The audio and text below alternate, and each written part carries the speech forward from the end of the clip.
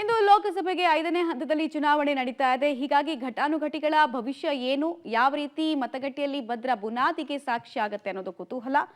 5ನೇ ಹಂತದ ಮತದಾನ ನಡೆಯುವಂತಹ ರಾಜ್ಯಗಳು ಎಷ್ಟು ಅಂತ ಕೇಳಿದ್ರೆ 6 ರಾಜ್ಯ ಮತ್ತು 2 ಕೇಂದ್ರಾಡಳಿತ ಪ್ರದೇಶ.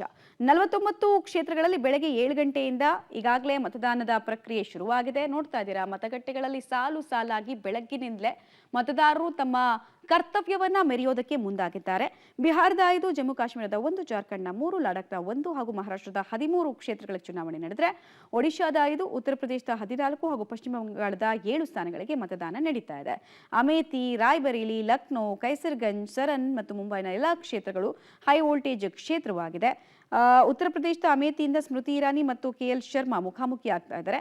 ರಾಯ್ಬರೇಲಿಯಿಂದ ರಾಹುಲ್ ಗಾಂಧಿ ಮತ್ತು ದಿನೇಶ್ ಪ್ರತಾಪ್ ಸಿಂಗ್, ಲಕ್ನೋದಿಂದ ಕೇಂದ್ರ ರಕ್ಷಣಾ ಸಚಿವ ರಾಜನಾಥ್ ಸಿಂಗ್, ಬಿಹಾರದ ಸರನ್ನಿಂದ ಲಾಲು ಪ್ರಸಾದ್ ಯಾದವ್ ಅವರ ಪುತ್ರಿ ರೋಹಿಣಿ ಆಚಾರ್ಯ, ಮಹಾರಾಷ್ಟ್ರದ ಕಲ್ಯಾಣದಿಂದ ಸಿಎಂ ಏಕನಾಥ್ ಶಿಂದೆ ಅವರ ಪುತ್ರ ಡಾಕ್ಟರ್ ಶ್ರೀಕಾಂತ್ ಶಿಂದೆ, ಮುಂಬೈ ಉತ್ತರಾದಿಂದ ಕೇಂದ್ರ ಸಚಿವ ಪಿಯೂಷ್ ಗೋಯಲ್, ಹಿರಿಯ ವಕೀಲ ಉಜ್ವಲ್ ನಿಕಮ್, ಮಧ್ಯ ಮುಂಬೈನಿಂದ ವರ್ಷಾ ಗಾಯಕ್ವಾಡ್ ಪ್ರಮುಖ ಅಭ್ಯರ್ಥಿಗಳಾಗಿದ್ದಾರೆ. ಗಮನ ಸೆಳೀತಾ ಇರುವಂತಹ ಅಭ್ಯರ್ಥಿಗಳ ಭವಿಷ್ಯ ಇವತ್ತು ನಿರ್ಧಾರ ಆಗತ್ತೆ. 5ನೇ ಹಂತದ ಲೋಕಸಭಾ ಚುನಾವಣೆಯ ಮತದಾನದ ಪ್ರಕ್ರಿಯೆ ಹಲವು ರಾಜ್ಯಗಳಲ್ಲಿ ಶಾಂತಿಯುತವಾಗಿ ನಡೀತಾ ಇದೆ.